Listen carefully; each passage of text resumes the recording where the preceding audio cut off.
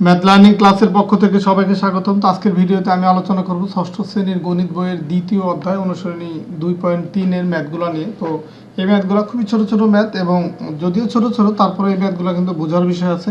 আপনারা যদি শুরু থেকেই মনোযোগ দিয়ে ভিডিওগুলো দেখেন তাহলে এই ম্যাথগুলো যদি সঠিকভাবে বুঝতে পারেন তাহলে সিমিলার নিয়মের যত টাইপেরই ম্যাথ আসুক বা এই টাইপের এমসিকিউ টাইপের যে কোশ্চেনগুলো আসে খুব সহজেই তোমরা অ্যান্সার দিতে পারবা। তো আমরা প্রথম যে ম্যাথ সেটা চলে যাব। যে প্রথমে 1 নম্বর যে ম্যাথটা দেওয়া আছে, তো 1 নম্বর ম্যাথে দেওয়া আছে একটি টেবিল দেওয়া আছে। এই যে দেখো, এই যে ছক বা একটা টেবিল দেওয়া আছে, এখানে বাম পাশে কিছু লেখা আছে এবং ডান পাশে কিছু লেখা আছে বা কিছু মান আছে। তো এখন এই বাম পাশের সাথে ডান পাশের কোনটা ম্যাচ করে সেটা আমাদের মিলাতে হবে বা সেটা চেক করতে হবে।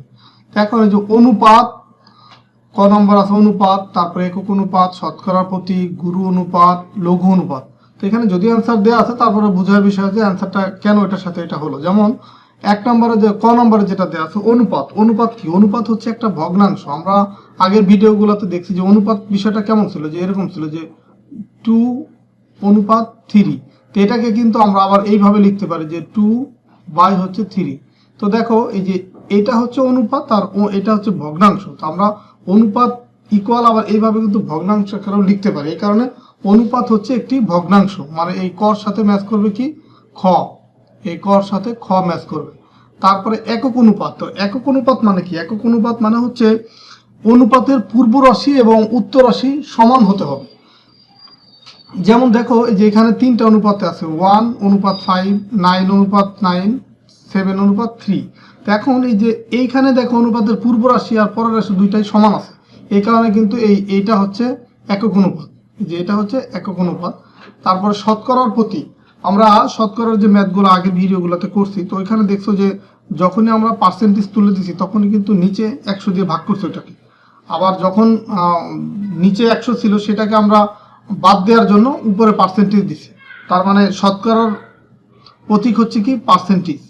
তারপরে ঘ নম্বরে যেটা গুরু অনুপাত। তো গুরু অনুপাত বিষয়টা হচ্ছে যে অনুপাতের দুইটা রাশি থাকে, একটা হচ্ছে পূর্ব রাশি আর একটা হচ্ছে উত্তর রাশি। এখানে দেখো পূর্ব রাশি হচ্ছে 7, উত্তর রাশি হচ্ছে 3। তো গুরু অনুপাত মানে হচ্ছে পূর্ব রাশি সবসময় উত্তর রাশির চেয়ে বড় হতে হবে। তো এখন এখানে খেয়াল করো যে 7টা 3 তুলনায় বড়, এই কারণে এটা হচ্ছে গুরু অনুপাত। আর লঘু অনুপাত হচ্ছে উল্টা। লঘু অনুপাতের ক্ষেত্রে পূর্ব রাশিটা উত্তর রাশির ছোট হবে, মানে এখানে বড় হবে উত্তর রাশি। তো এই কারণে এটা হচ্ছে লঘু অনুপাত। আশা করি তোমরা এগুলো বুঝতে পারছো। তো এখন আমরা 2 নম্বর যে ম্যাথ, 2 নম্বর ম্যাথে কি আছে? অনুপাত কি? তো অনুপাত কি অলরেডি কিন্তু আমরা যে এই আগের ভিডিও থেকে দেখে আছি যে অনুপাত হচ্ছে একটা কি? ভগ্নাংশ।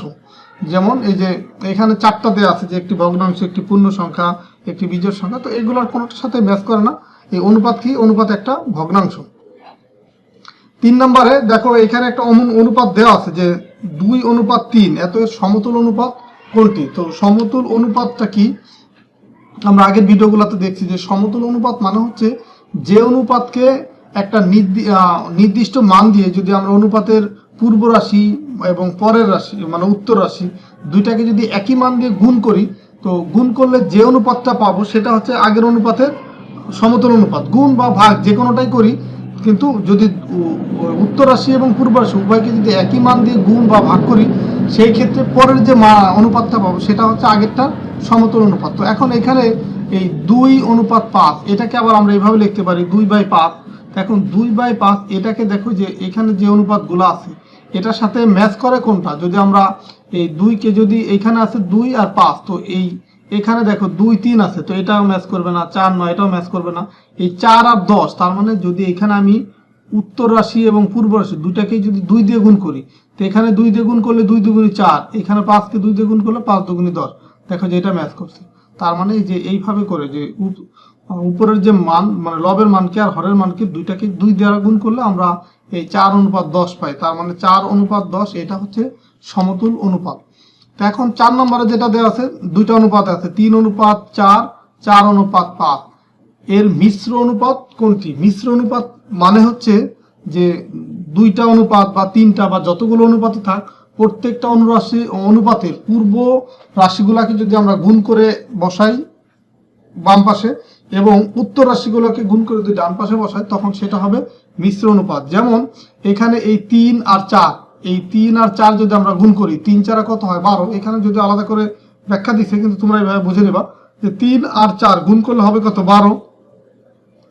আবার যদি উত্তর রাশিগুলো মানে 4 আর হচ্ছে 5 এই দুইটা যদি গুণ করি 4 5 কত হয় 20, তার মানে এই 12 আর 20 এটা হচ্ছে মিশ্র অনুপাত। এটা কিভাবে আসলো?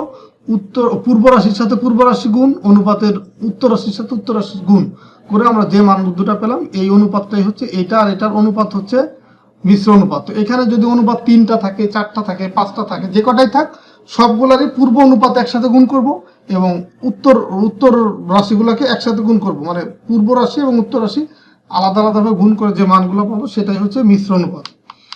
5 নম্বরে কি আছে যে 3:20 অনুপাতটি শতকরা প্রকাশ করলে অনুপাতটি করলে কোনটি হবে, মানে শতকরায় প্রকাশ করতে হবে। তো শতকরা প্রকাশ করার ম্যাথগুলো কিন্তু আমরা আগে করছি যে এই 3:20 এটাকে আবার লেখা যাবে 3/20। তো এখন শতকরা যখনই আমরা প্রকাশ করব তখন নিচে হচ্ছে তোমাকে 100 বানাতে হবে, অথবা এইভাবেও করা যায়। আমরা মেনলি হচ্ছে এইভাবেই শিখছি যে 3 হচ্ছে কত 20 এটা ছিল। তো এখন এটাকে নিচে গুণ করব হচ্ছে 100 দিয়ে এবং উপরেও গুণ করব 100 দিয়ে, যেমন নিচে গুণ করলাম 100 দিয়ে উপরেও হচ্ছে 100 দিয়ে, তাহলে নিচের 100 এটা ফিক্সড রাখবো, এটা আর হাত দিব না। এখন এই 20 দিয়ে আর এই উপরেরটা যদি কাটাকাটি যায় সেটা চেক করব, যেমন 20 100 ভিতরে যায় 5 বার, তার মানে এখন আমি পাবো 3 5 15 আর নিচে পাবো হচ্ছে 100। তার মানে এখন কিন্তু আমরা লিখতে পারি যে 15 আর নিচের 100কে তুলে দিয়ে এই পার্সেন্টেজ এটা লিখতে পারি। তো এখন যেহেতু এখানে 20 আছে তো 20কে নিচে যে 100 বানাতে হবে, আর এই 20 যেহেতু আছে তো 20কে যদি আমরা 5 দিয়ে গুণ করি 5 20 কিন্তু 100 হয়ে যায়। তো যদি কখনো তোমার এইখানে যে মানটা থাকে সেটা যদি গুণ করে 100 না বানানো যায় তখন কিন্তু অবশ্যই তোমাকে এইভাবে উপরে নিচে 100 দিয়ে গুণ করে নিতে হবে। আর যেহেতু নিচেরটাকে 5 দিয়ে গুণ করলে এই 20কে 5 দিয়ে গুণ করলে 100 হয়ে যাচ্ছে, তখন কিন্তু আমি ডাইরেক্ট এইভাবেও করতে পারি যে এখানে যেটা দেখানো আছে যে নিচে 100 বানাতে পারলেই হলো। তো এখানে তোমার এই যদি 25 থাকতো তাহলে 4 দিয়ে গুণ করতাম, 50 থাকলে 2 দিয়ে গুণ করতাম, সেভাবেও করা যেত। নিচে যেহেতু 100 বানাবো, নিচে 100 বানানোর সুবিধার্থে যত দিয়ে গুণ করার প্রয়োজন সেটা দিয়ে নিচে গুণ করব, আবার ওই মানটা দিয়ে উপরের টাকা গুণ করবো, এভাবেও করা যায়। অথবা তুমি উপরে নিচে 100 দিয়ে গুণ করে এইভাবে কাটাকাটি করে করতে পারো। আমরা বেসিক্যালি এই নিয়মটা শিখছি। তো যাই হোক এটা তোমরা জেনে রাখো। তো এখন 6 নম্বর যে ম্যাথ, 6 নম্বর ম্যাথ আছে কি যে 200 সেন্টিমিটারের 1% কত। তো 200 সেন্টিমিটারের 1% মানে হচ্ছে 200 এত এর 1%, তো 1 আর এই পার্সেন্টেজটা উঠে গিয়ে নিচে আসবে কত 100, যে 1% দিয়ে তো পার্সেন্টেজ উঠে যাবে। তো এখন এই 100-র এই 2 শূন্য আর 200-র এই 2 শূন্য কাটা যায়, তার মানে এখানে থাকে শুধু 2 আর 1 যদি গুণ করি তখন কত পাবো, 2 আর 1 গুণ করলে 2, তার মানে এখানে 2 সেন্টিমিটার হবে। 200 সেন্টিমিটার 1% মানে হচ্ছে 2 সেন্টিমিটার। 7 নম্বর ম্যাথ 1:5 অনুপাতের এখানে 3টা মান আছে, যাচাই করতে হবে যে 3টার কোনটা সত্যি বা কোনটা ম্যাচ করে বা কোনটা ম্যাচ না করে সেটা চেক করব। যেমন 1:5 এর অনুপাতের পূর্ব রাশি, দেখো এখানে 2টা রাশি আছে, এটা পূর্ব এটা উত্তর, তো পূর্ব রাশি 1 তার মানে এটা ঠিক আছে। আবার উত্তর রাশি 5 এটাও ঠিক আছে। আবার ব্যস্ত অনুপাত মানে কি, অনুপাতকে যদি উল্টাই দিই মানে 5 আগে 1 পরে সেটাও কিন্তু ঠিক আছে, ব্যস্ত অনুপাত 5:1, তার মানে এখানে 3টাই রাইট, তার মানে এটাই হচ্ছে অ্যান্সার। তারপর 8 নাম্বার 100 জন ছাত্রছাত্রীর মধ্যে ছাত্রী হচ্ছে 60%, তো 100 জন ছাত্রছাত্রীর মধ্যে যদি ছাত্রী 60% হয় তার মানে এই 100 জনের 60 জন হচ্ছে কত ছাত্রী, এটা কিন্তু ঠিক আছে।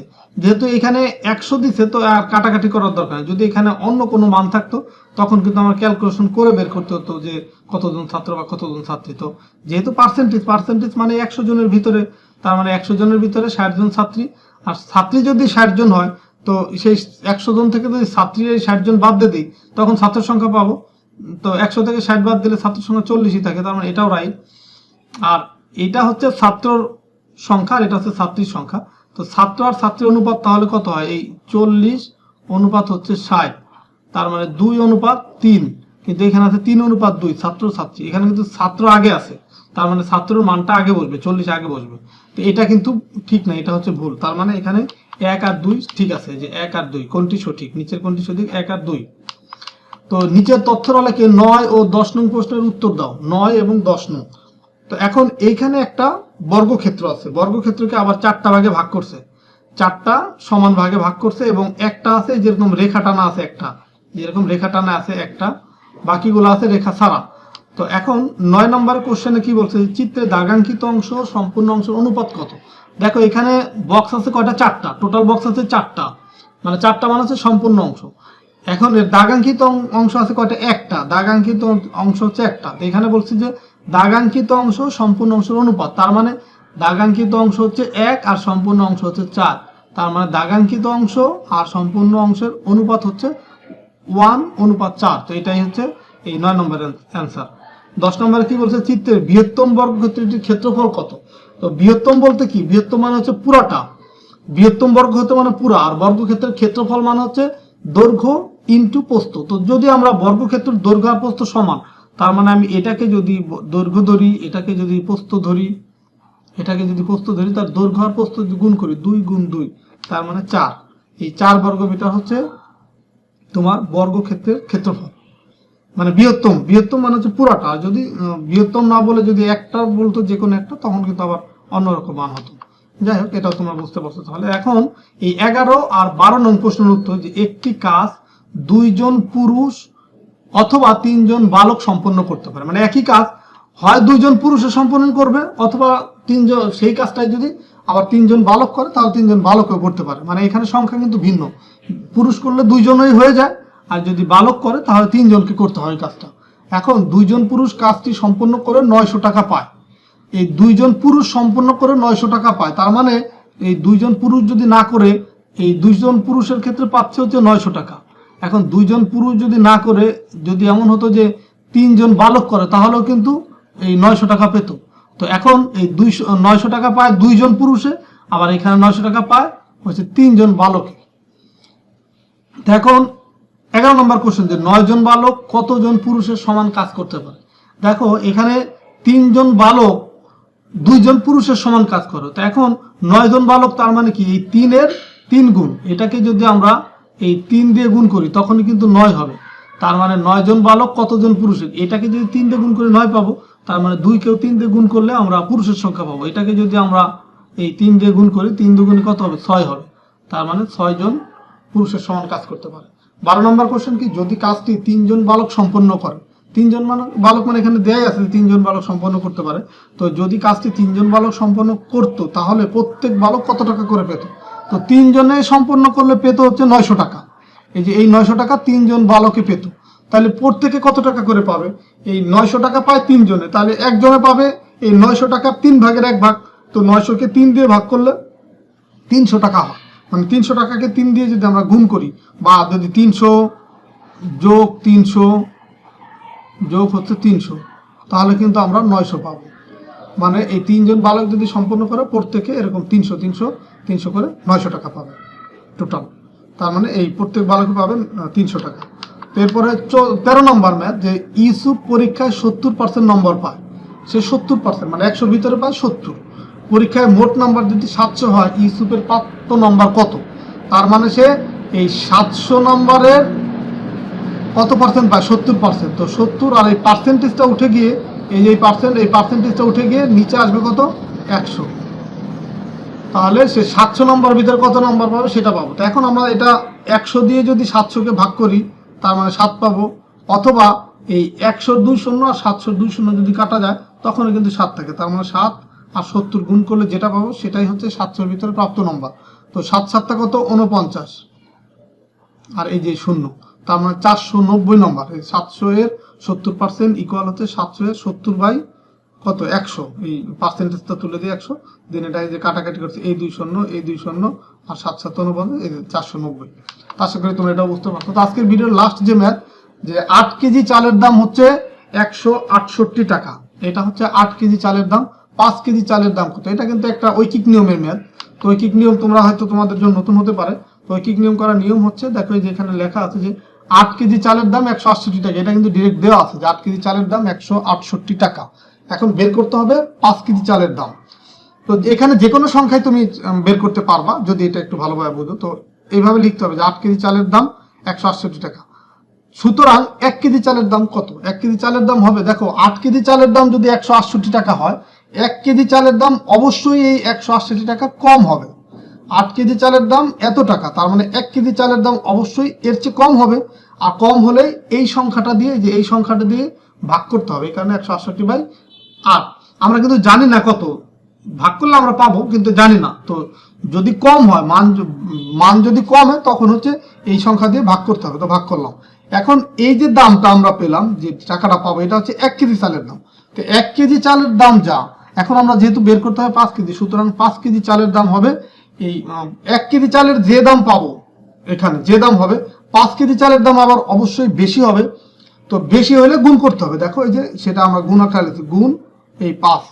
যখন কমবে মান, এটা কিন্তু ভালোভাবে খেয়াল করো, যখন মান কমবে তখন ভাগ হবে, যখন বাড়বে তখন গুণ হবে। আর ভাগ মানে নিচে হবে আর গুণ মানে উপর হবে। এটা তোমরা একটু মনে রাখবা, তাহলে আশা করি যে কোনো এই ঐকিক নিয়মের ম্যাথগুলো পারবা। যে যখনই মান কমবে তখনই ভাগ হবে, যখনই মান বাড়বে তখন হচ্ছে গুণ হবে।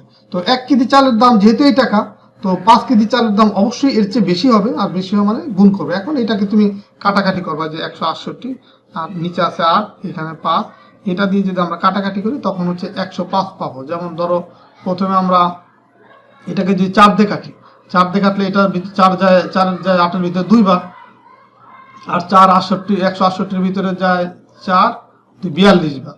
আর 42কে যদি 5 দিয়ে গুণ, 42কে আবার এটাকে আমি 2 দিয়ে ভাগ করতে পারি, 2 দিয়ে ভাগ করলে হয় 21। তো এটা একবারে 8 দিয়ে ভাগ করা যায়, যাই হোক একবার 8 দিয়ে ভাগ করলেও তোমার হচ্ছে 2 আর 1 হতো। আমরা যেহেতু 4 দিয়ে করলাম, তো এভাবে করে 21ই পাবো। তো এখন 5 আর 21 যদি আমরা গুণ করি তখন কিন্তু 105 পাবো। এটাই হচ্ছে এই ম্যাথের আনসার। তো আশা করি তোমরা এই ম্যাথটা বুঝতে পারছো। তো তোমাদেরকে সবাইকে ধন্যবাদ ভিডিওটা শুরু থেকে শেষ পর্যন্ত দেখার জন্য। আর আমার এই ভিডিওগুলো যদি ভালো লাগে তবে অবশ্যই তোমরা তোমাদের সহপাঠী বা বন্ধুদের সাথে শেয়ার করবা। আর আমার চ্যানেলের সাথেই থাকো, কারণ তোমাদের সাপোর্ট পেলে আমি এই পুরো বইটা সব তাড়াতাড়ি, মানে খুব তাড়াতাড়ি শেষ করে দেবো তোমাদেরকে। এবং প্রত্যেকটা চ্যাপ্টারের একদম শুরু থেকে শেষ পর্যন্ত যতগুলো ম্যাথ আছে এবং অধ্যায় ভিত্তিক প্রত্যেকটা ম্যাথ আমি এইভাবে বুঝিয়ে করে দিব। তো ঠিক আছে, তোমরা সবাই ভালো থাকো, সুস্থ থাকো, আর আমার চ্যানেলের সাথেই থাকো। আল্লাহ হাফেজ।